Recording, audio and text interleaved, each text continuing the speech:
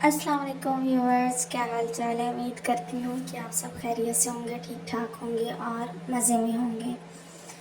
अच्छा जी, आज का जो व्लॉग है ना, वो मतलब हम लोग जो हस्बैंड एंड वाइफ हैं वो काफ़ी अरसे से कहीं घूमने नहीं गए हुए थे। जब हमारी शादी हुई थी ना, तो हम बहुत ज़्यादा मतलब बाहर आउटिंग पे चले जाते होते थे।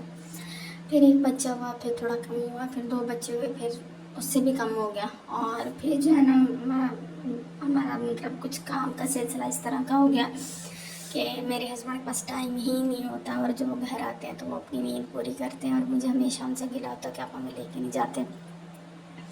खैर, मैंने कल वो कह रहे थे कि करेले गोश्त बना लो। मैंने कहा नहीं, आज हम बाहर से खाना खाएंगे और मैं खिलाती हूँ।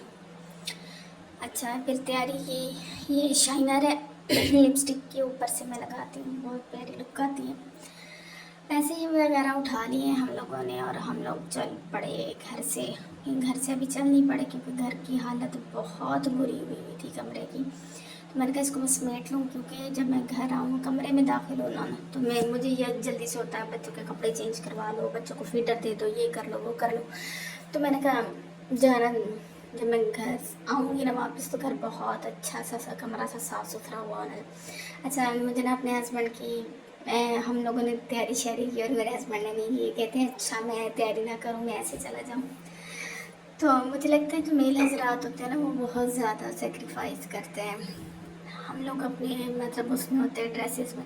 अच्छा, मुझे भी बच्चों के ड्रेसेस को रिपीट करने का कोई इशू नहीं है। ये कल वाले जोड़े थे और मैंने कहा अच्छा मुझे दोबारा धोने पड़ेंगे या किस तरह, तो मैं उसको वही पहना के ले आई। और इसमें कोई वो नहीं होती कि मैं जी व्लॉग बना रही हूँ तो मैं कल की वीडियो में बच्चों के ये थे और आज भी ऐसी मेरी में वो कोई नहीं है। बस देसी सा माहौल होना चाहिए। आपको जो यूट्यूब पे और इंस्टा पे दिखाया जाता है वो रियल लाइफ होती है, असल में ये रियल लाइफ है। अच्छा, जो इनका था, हम बशीर देसी कढ़ाई पे गए थे। मेरे हस्बैंड को देसी खाने बहुत अच्छे लगते हैं। बच्चे थोड़ा सा फास्ट फूड की तरफ जाते हैं, लेकिन उन्होंने कहा नहीं, अगर तुम खिलाओगे तो फिर मैं अपनी मर्ज़ी की जगह से खाऊंगा। तो बस हम लोग इधर आ गए। लास्ट टाइम हम लोग 2020 में आए थे यहाँ पे, उसके बाद नहीं आए। तो अब सिटिंग एरिया उन्होंने काफ़ी चेंज कर दिया है, बच्चों के लिए थोड़ा सा उन्होंने इन्वायरमेंट बना दिया है। और बच्चे झूले ले रहे थे और खेल रहे थे। चले, अच्छी बात होती है, बच्चे थोड़ा सा इंजॉय कर लेते हैं, कहाँ हमारे पास होती है। और ये जो हमारा एरिया है, ये पाकिस्तान के गर्म तरीन इलाकों में आता है और यहाँ पे ओपन था। मैं अपने हस्बैंड के साथ गई थी, बहुत गर्मी लग रही है यहाँ पे तो, लेकिन फिर भी सही था सारा कुछ इनका। यहाँ पे बच्चों को तो झूलों से फुर्सत नहीं मिल रही थी और मुझे अलग से टेंशन हो रही थी कि मैं ये कहीं गिर ना जाए। अच्छा, जब हम लोग बच्चे हो जाते हैं ना, तो हम जिम्मेदारियों में आ जाते हैं, फिर हम अपने आप को भूल जाते हैं।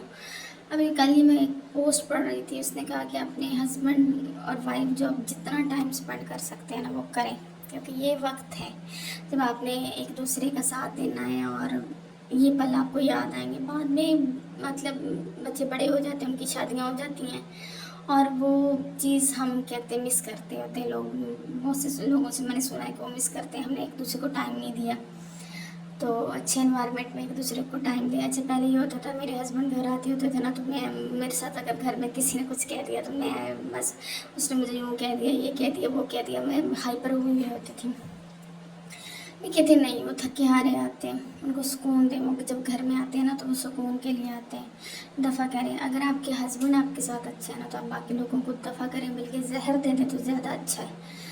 आप अपने हस्बैंड के साथ अच्छा टाइम स्पेंड करें। अगर वो घर में सुकून की तलाश में आते हैं तो आप सुकून ही दें उन्हें, बाकी लोगों को भेजें भाड़ में। और अपने हस्बैंड की कदर कीजिए। अब मैं कहती हूँ ये हैं तो हम हैं। शादी हो जाती है ना, तो अब जो औरत होती है ना, वो मतलब उसका घर ही, हस्बैंड का घर ही उसका घर होता है। वीडियो अच्छी लगे तो लाइक कीजिएगा, चैनल को सब्सक्राइब कीजिएगा। अल्लाह हाफिज़।